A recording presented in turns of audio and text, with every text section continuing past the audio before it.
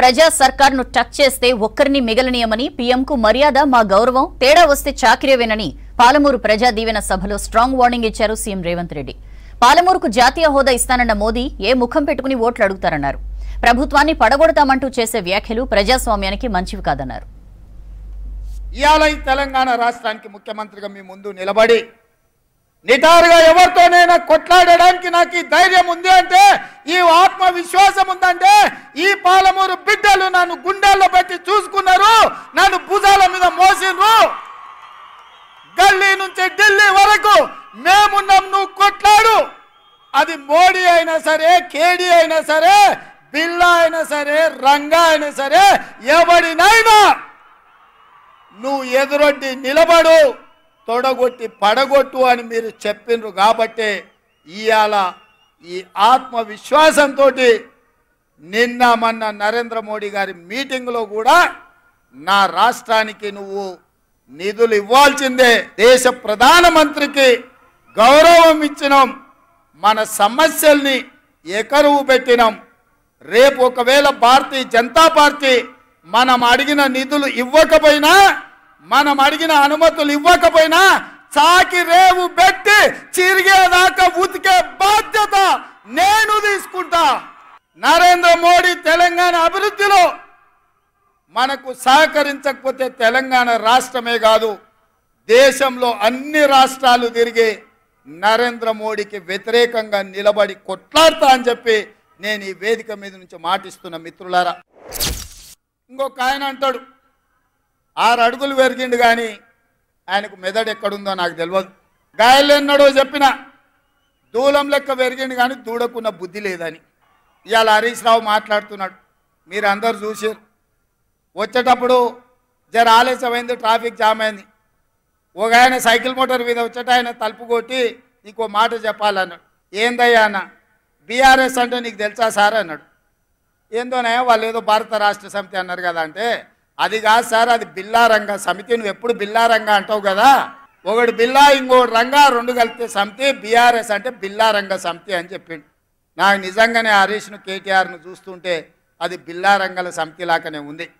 మేము 10 ఏళ్ళు కష్టపడి మీ సేవ చేయాలన్న ఆలోచనతోటి ఈ రాష్ట్రాన్ని అభివృద్ధి పదం వైపు నడిపించాలి. పనిమంతులుగా మేముంటే గాజ కింద పందికొక్కులాక 10 ఏళ్ళు ఈ రాష్ట్రాన్ని దోసుక తిన్నారు. ఇప్పుడు నీ స్పీచ్లో చెప్పు అని చెప్పి కోమటిరెడ్డి వెంకటరెడ్డి గారు నాకు చెప్పారు. ఎవరికైనా ఎప్పుడైనా ఏమైనా అన్యాయం ఏం చేసినామా, ఇవాళ ఎందుకు 3 నెలలు 6 నెలలు ఈ ప్రభుత్వాన్ని పడగొడతామని ఇక్కడ కేడీ అంటుండు, అక్కడ మోడీ అంటుండు. మీరు ఒక్కసారి ఆలోచన చేయండి, ఏమిటి దుర్మార్గం అని నేను అడుగుతున్నా. కేసీఆర్ ఎన్నికైతే 10 ఏళ్ళు ముఖ్యమంత్రిగా ఉండొచ్చు, నరేంద్ర మోడీ ప్రధానమంత్రిగా ఎన్నికైతే 10 ఏళ్ళు ఆయన ఢిల్లీలో దర్బార్ చెలాయించవచ్చు. మరి ఇవాళ ఇందిరమ్మ రాజ్యం పేదోళ్ళ ప్రభుత్వం వస్తే 6 నెలలు కూడా ఉండనియారంట. ఇదెక్కడ న్యాయం, ఇదెక్కడ ధర్మం అని నేను అడుగుతున్నా. ఒక పాలమూరు బిడ్డ, ఒక రైతు బిడ్డ ఇవాళ కుర్చీలో కూర్చుంటే చూసి ఓర్వలేకపోతురా? ఏం మా పాలమూరు బిడ్డలకు అర్హత లేదా అనుకుంటురేమో, తమాషా చేస్తురేమో. వానో వీనో సందులల్లా సకలగుల పెట్టి ఏదో చేద్దామని ఒక్కనొక్కని పండబెట్టి తొక్కి పేగులు తీసి మెడలేసుకొని ఊరేగుతాం బిడ్డ ఎవడని ప్రభుత్వం మీదకి వస్తే. ఇది ఆసామాసి అల్లాటప్పకు వచ్చిన వాళ్ళం కాదు బిడ్డ. నల్లమల అడవి నుంచి తొక్కుకుంటా ప్రగతి భవన్లో ఉన్న నిన్ను కంచెలు బద్దలు కొట్టి బజార్లకు ఇచ్చిన బిడ్డను బిడ్డ. ఇక్కడి నుంచి వచ్చినోని తట్ట పని, పార పని, మట్టు పని, ముంబాయి దుబాయి వలసలు పోవడే కాదు బిడ్డ, నీలాంటి వాళ్ళని గోతి తీసి బొంద పెట్టేది కూడా మాకు తెలుసు. ఇవాళ నేను ఒక్కటే మాట చెప్పదలుచు. 94 నుంచి 2004 వరకు తెలుగుదేశం పార్టీ అధికారంలో ఉంది. 2004 నుంచి 2014 వరకు డాక్టర్ వైఎస్ రాజశేఖర రెడ్డి గారి నేతృత్వంలో కాంగ్రెస్ అధికారంలో ఉంది. 2014 నుంచి 2024 వరకు చంద్రశేఖరరావు టీఆర్ఎస్ పార్టీ అధికారంలో ఉంది. ఇవాళ ఈ వేదిక మీద నుంచి చంద్రశేఖరరావు మందేసినవో మంది వేయలేదో నాకు తెలియదు. వాళ్ళ ఇంట్లో నేను చెప్తున్నా, లేపూరి చంద్రశేఖరరావుని టీవీ చూపించురే రేవంత్ రెడ్డి ఏం చెప్తున్నాడు. 2024 నుంచి 2034 వరకు కాంగ్రెస్ పార్టీ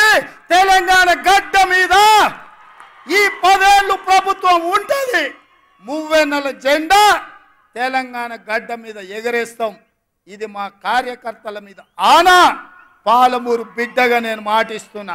నువ్వు నాకు తెలుసా అంటారు, ముందంతా మనం ఒకటే పార్టీలో ఉన్నామంటారు, అన్ని కాకి కథలు అన్ని చెప్తారు, నక్క వినయాలు ప్రదర్శిస్తారు. వాళ్ళ పేర్లు నేను చెప్పాల్సిన పని లేదు. మొన్నటి వరకు దొరల గడీలు బద్దలు కొడతామన్న మా మిత్రుడు మాదిగల వర్గీకరణకు అసెంబ్లీలో కొట్లాడితే నన్ను తమ్ముడు సంపత్ కుమార్ని అసెంబ్లీ నుంచి సస్పెండ్ చేసినోడు ఆ చంద్రశేఖరరావు. అట్లాంటి పక్కన మా మిత్రుడు ప్రవీణ్ కుమార్ వచ్చి చేరడము మన పాలమూరు ఆత్మగౌరవానికి మంచిదా? మీరు ఆలోచన చేయండి.